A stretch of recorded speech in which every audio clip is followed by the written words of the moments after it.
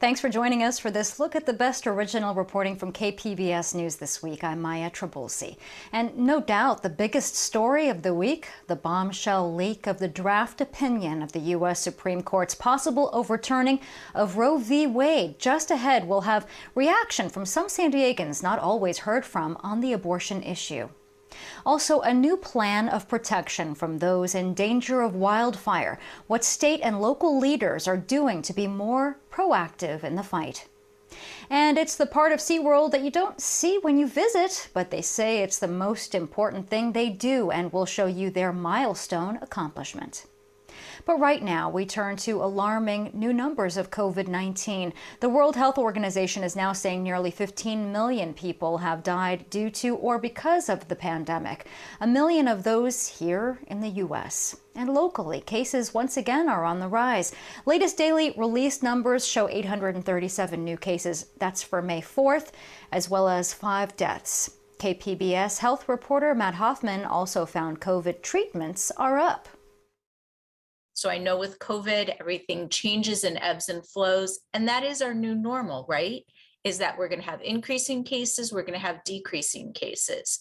Right now, we're at a point where we're starting to have an increase in cases. San Diego County's Deputy Chief Medical Officer, Dr. Jennifer Tudor, says the most recommended COVID treatment is the antiviral Paxlovid. It's prescribed by a doctor and can be picked up at local pharmacies. Like other treatments, it has to be used within the first few days after symptoms start. We are seeing an uptick in both the oral treatments, and we've continued week after week to have an uptick in the utilization of our monoclonal antibodies in the MARC sites. The county helps run 3 sites where monoclonal antibodies are given. The antibodies require an infusion and are done free of charge during a single visit. There's good news about these existing COVID treatments and new variants. Those 3 top treatments that are recommended by the NIH are thought to be effective against the BA2. Tudor says it's believed that the treatments also work against a new subvariant of BA2 that's starting to be found in San Diego. The county is also working to make sure that doses of Evusheld are going out to those who need it. Evusheld is a preventative treatment for people who are immunocompromised and therefore don't get enough or any protection from the COVID-19 vaccines. It's also for those who are allergic to vaccines. We need to do that dual approach where we make sure that providers are aware of it and we make sure that patients are aware of it, so we can really get anyone who's vulnerable in our population, we can get them that treatment. Tudor says the county has seen a slow increase in hospitals and clinics who are ordering Evusheld. She says bottom line, there's no shortage of COVID therapeutics in the county. But if you get COVID, get treatment. Matt Hoffman, KPBS News. As we reported all week, top state and local officials are vowing to protect reproductive rights in California. For many, Roe v. Wade has been the law of the land for decades. But for younger San Diegans, they're now experiencing this possible history-making change in real time. KPBS education reporter MG Perez has more on their perspectives. I pledge allegiance to the flag. Patriotism is found on school campuses every day. And the rocket's red glare. Here at San Diego High School, more than 2,500 students from across the county attend classes, aware of the world around them and the news that could impact their lives for a very long time. To think about that we're going to restrict a woman's right to choose is just disgusting and immoral. Zachary Patterson is the San Diego Unified Student School Board member.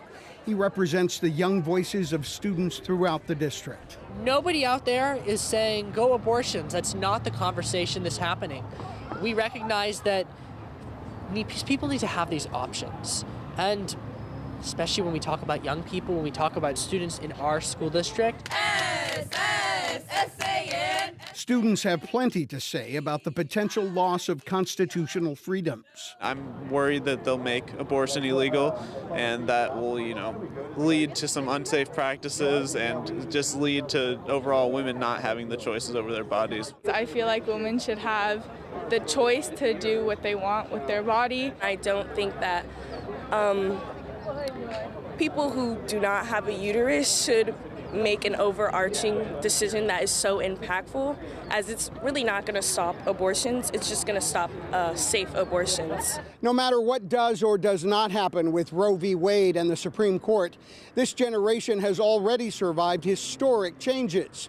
It's no surprise that many of them are already working on solutions. I'm going to work my hardest to try to make a difference and vote in the next coming elections and try to make sure my voice is heard.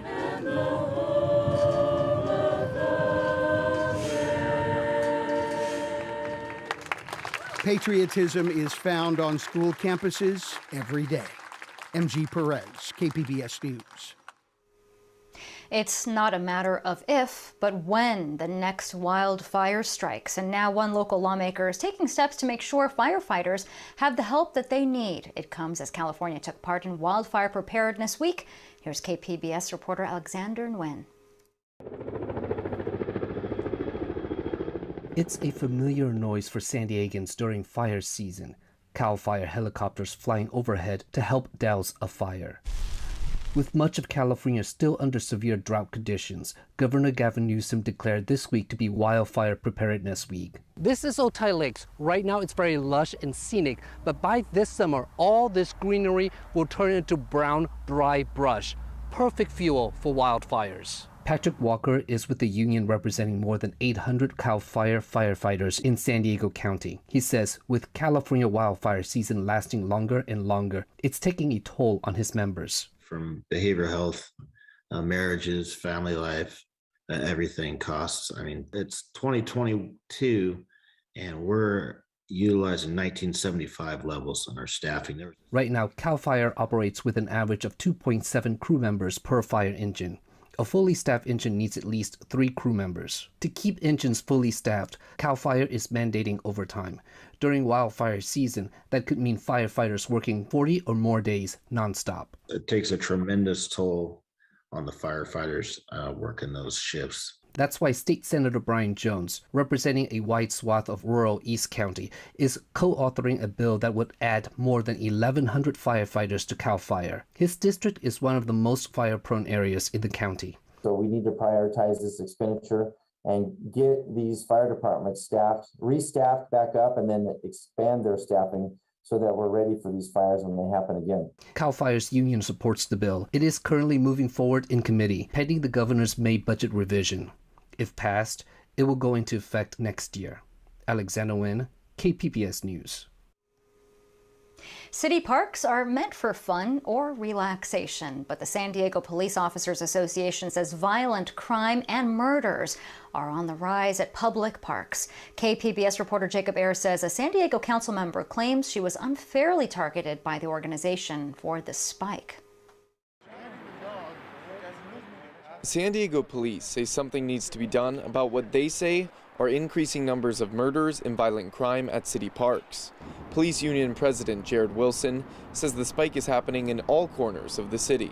On Friday night, there was the 12th homicide in a San Diego City park in the last year, and the data shows that that is a drastic uptake in murders in city parks. In a news release, the police union singled out City Council President Pro Tem Monica Montgomery Stepp, who heads the Public Safety and Livable Neighborhoods Committee, because it said she wants to divert police funding. But the council member says their statement is just not true. According to Montgomery Stepp, a lack of resources for communities south of Interstate 8 has contributed to the cycle of violence in those communities. But violence is not biological. It has not been solved with over-policing, and it has not been solved with more funding. And until we address the root causes of violence and crime, we will continue seeing the exact same issues in our city and in our systems. Wilson says something has to change. He's proposing that community policing makes a comeback in San Diego. Preventing crime is possible in our public spaces. That's where police officers can interact with the community. They can do those types of foot patrols. They can do those community policings, but we're not able to do that with the staffing that we have. And that's why we're raising a red flag and asking for help. Montgomery Stepp says she encourages the police union to present their solutions at her committee's June meeting. She proposes initiatives such as funding more youth and community programs, adding more streetlights, and taking down graffiti to address the issue. She says those efforts will enforce crime prevention by environmental design and reduce violent crimes and homicides. Jacob Ayer, KPBS News. It's a sad fact, but the number of people experiencing homelessness in downtown San Diego and the surrounding area doubled last year. KPBS race and equity reporter Christina Kim says an SDSU professor and his students are taking a unique approach to try and help those living on the streets. It really puts a human face on people living in the street. On any given day, you can find Bruce Appleyard and his students walking around San Diego's homeless encampments. Draw like where you sleep. Talking with people and asking them to draw maps. Students and student researchers and myself go out and have people answer a few questions and then draw maps on blank pieces of paper of their most important activities and the most important destinations of their daily lives. It's all part of a research project Appleyard started in spring 2021.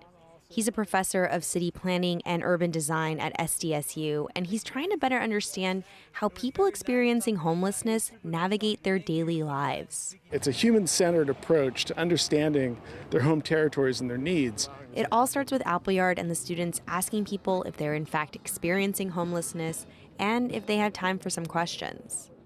People like Terrence Mayfield.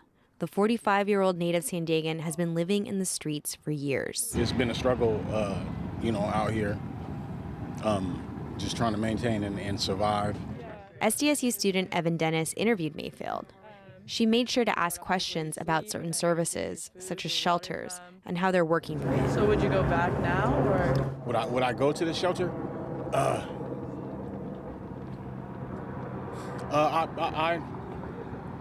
I might go to a shelter, but I just got out of one. Okay. And I'm pretty much burnt out on it. Dealing with the people out here is a little more. Would you say it's less stressful? In there, there's a different type of stress. You know what I'm saying? It's closed quarters, and then you got hygiene issues with other people, and using the facilities and whatnot. And finally, Dennis and Appleyard asked Mayfield to draw a map of his home territory, where he goes to sleep, to get food, charge his phone, and other daily tasks. Where do you charge your phone? Library, okay. Maybe. He says he's always moving, but that the map he just drew says a lot about where he lives. I really don't go past this area. Would you consider this your home territory? I wouldn't consider it home. Right. But it's my community. And that's a distinction Mayfield wants to make. Home means something very different than just shelter. To me, homeless and houseless are, two different things. And, you can have a house or an apartment or whatever and still be homeless. After the interview wraps up, Appleyard gives Mayfield a gift card for food. Everyone who does an interview gets one. And at the end of the day, the SDSU group reviews all the maps they've collected. This is drawn by Alfredo. On the corner of Imperial and 16th he mostly stays on this side. He mentions how he uses the porta potty and the water stations here. They want to use them to design services that make sense based on what they've heard about shelter curfews, crowding, and the areas many people avoid. But Appleyard says the maps are also a reflection of our society. It's not as much what the maps say about the homeless individuals we're interviewing. It's really about what it says about us. And oftentimes, people are just looking at homelessness as a problem that needs to be solved and dealt with, but in ways that really aren't helping things in the way that we've seen them through the maps we've collected. And that message of seeing people for people is a message that's already taking hold with his student researchers, like Evan Dennis and Michael Rumfala. It's just a really humbling experience getting out to go back into the community and just interview and give people in the community an opportunity to share their story. Slips over here on Logan Avenue. Appleyard and his students plan to keep collecting maps and hope local governments will use the lessons gleaned from them. They've already met with the county's Office of Homeless Solutions. Christina Kim, KPBS News. And also this week, researchers at UC San Diego identified a gene marker for Alzheimer's disease. KPBS science and technology reporter Thomas Fudge says this means that we can better predict Alzheimer's and maybe find the path to a cure. The study looks back on 15 years of blood testing and observation of hundreds of people over 65. And researchers say the result is an undeniable connection between an overactive gene and the development of Alzheimer's disease. UCSD bioengineering professor Sheng Zhang says their findings were a surprise. That's because the gene and serine, the nutrient it produces, play an important part in brain development. It's like an overshoot of the good guy, of the good stuff, that seems to mark unfortunate disease outcome. The study tracked the development of Alzheimer's over time in people who were symptomatic and asymptomatic. The expression of the overactive gene, that goes by the acronym PHGDH, shows up as these dark star-shaped cells, a strong contrast to the same cells in a healthy brain. So far, Zhang says they have proven a correlation between the active gene that produces serine and Alzheimer's, and while they haven't proven cause and effect, they think that's what's happening. Our hypothesis is that a pronounced oversupply of serine makes neurons too active for too long a time and thus become toxic, which can lead to the conditions that lead to Alzheimer's. There is no cure for Alzheimer's disease, and the UCSD researchers have not discovered one. But Zhang says there are ongoing experiments on mice and on brain samples that could lead to a way to tone down the overactive gene and the overproduction of serine, to either ameliorate the development of the disease or even reverse the development of the disease. Those are the tests that we are currently doing. Ironically, some businesses sell serine as a dietary supplement to increase brain function. Based on what he's learned, Zhang says for those who may suffer Alzheimer's, those supplements may be just what they don't need. Thomas Fudge, KPBS News. It's a big dilemma for high school seniors this time of year, where and how to pay for college. KPBS education reporter MG Perez with a look at the college cost crunch that they are facing. Let's go to next steps. Alondra Rivera Vergara will graduate from High Tech High International with a 4.1 grade point average. She applied to 25 universities across the U.S. And of the 25, how many were you accepted at? 17. 17. Yes. With the help of her college counselor and the support of her family, she has chosen Boston University and will receive an annual scholarship of $80,000 for tuition and housing. She visited the campus last week. Seeing that in the new environment, I was actually excited. I saw myself there automatically because of the new places that I would be able to visit and also the school. Inflation is bombarding costs on college campuses, along with the rest of the national economy. An acceptance letter for the fall doesn't guarantee families can afford all the costs of higher education. COVID has triggered the state to invest in almost $1 billion of additional funding for financial aid, affordable student housing, and loosen requirements for low-income families to receive Cal grants, covering most tuition. There were some tough discussions with students where we had to look at the reality of what amount of loans they would need to take out, multiply that by 4, and what type of life they would live after that. I'm going to Cal Poly San Luis Obispo. Diane Guerra Ramirez has decided to stay closer to home and study environmental management and protection. I was worried, am I going to be able to afford this? Is it going to be a lot of money? But luckily, a lot of the schools did give me scholarships. The first thing everybody should do is go to salary.com. Okay. High Tech High International is also offering its students an education and financial responsibility. Now that most students have made their college decisions, they will spend the next few weeks learning how to budget and plan for the future. I'm trying to have that mindset of not being more so materialistic, just focus on improving myself. Alondra Rivera is well on her way to the career of her dreams. To be a business owner, have my own business, and also be able to retire early. Ringing the bell for each college acceptance letter is a High Tech High tradition, practiced plenty of times this month. MG Perez, KPBS News. For younger students, their issue this summer may be finding the right summer camp. And with COVID restrictions on the decline, enrollment is on the rise. Here's KPBS reporter Alexander Nguyen. Summer is coming. In San Diego, for some kids, it means spending a day at the beach. For others, it's spending a day at summer camps, doing rock climbing or arts and crafts. Summer camp starts on June 20th. That's Lauren Gregg. She oversees camp enrichments for the San Diego YMCA.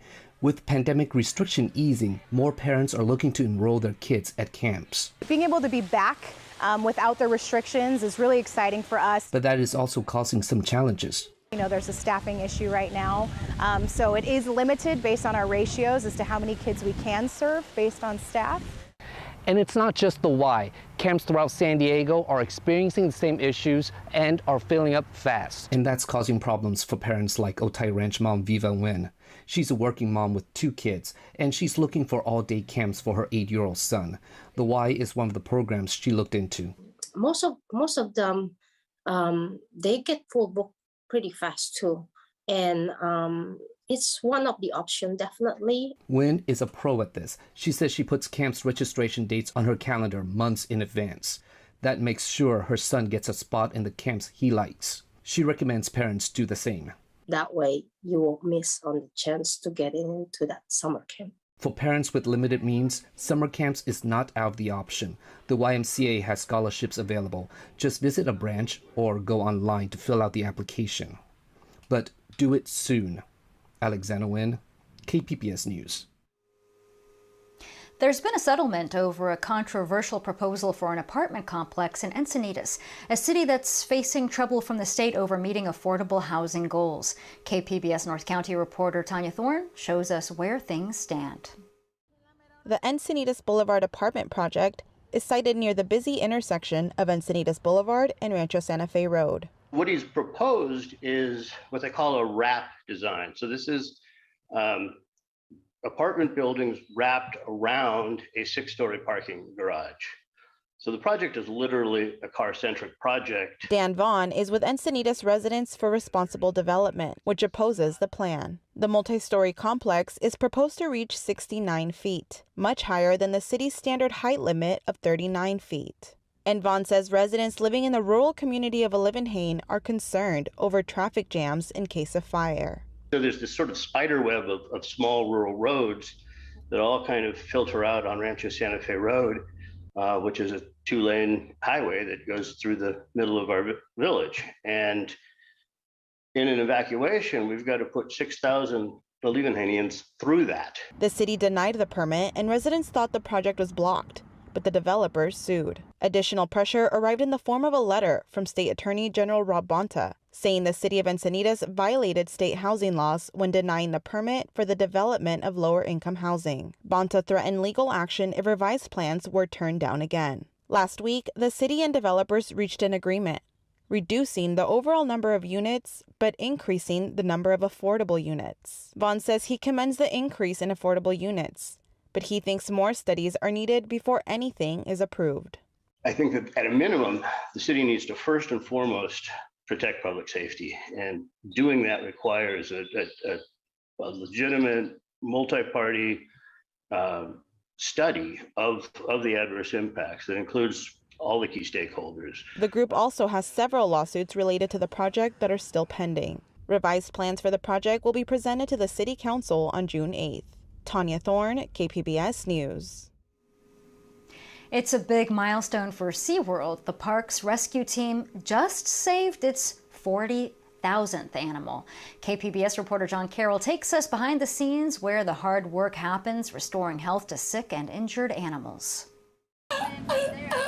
It's a part of SeaWorld the public rarely sees. We have a few California sea lions that are ready to be returned. Jenny Smith is a supervisor in SeaWorld's Animal Rescue Department. She's been doing this here for 22 years. We're like the ambulance. We're the ones that answer the phone call, we respond, and then we're also the ones that intake and take care of the animals. It's a multi-step process. Injuries like shark bites suffered by this California sea lion are treated, and pinnipeds like this sea lion are often dehydrated and malnourished. We've had to really take her rehabilitation very slowly. She kind of told us, I'm not ready for fish, so we had to go back to giving her a formula. It's like a fish milkshake. Rescuing pinnipeds and other marine mammals probably doesn't come as a surprise to you. After all, SeaWorld has been doing that since the park opened in 1965. But what you may not know is that for all that time, SeaWorld has also been rescuing sea and shorebirds. My area of expertise is birds, so I do spend most of my time here. Kim Peterson has worked rescuing and rehabilitating animals at SeaWorld since 1999. A big part of the bird rescue mission is rehabbing birds who've been coated with oil. But they'll take any feathered friend that needs help. For her and Jenny Smith, the rewards of doing this job are never ending. Have a bird we pick up on the beach. It's cold, it may be lethargic, not responsive, and to bring that back to health, have it fly every day. It's an incredible feeling. SeaWorld counts on all of us to be their eyes and ears for animals in trouble, from the border to the Orange County line. If you spot one, don't touch it. Instead, call their rescue hotline, 800-541-SEAL, and help the SeaWorld team save another animal. John Carroll, KPBS News. And we hope that you enjoyed this look at KPBS News this week. We invite you to join us every weeknight at 5 and 6:30 for the latest news and information. I'm Maya Trabulsi. Thanks for joining us.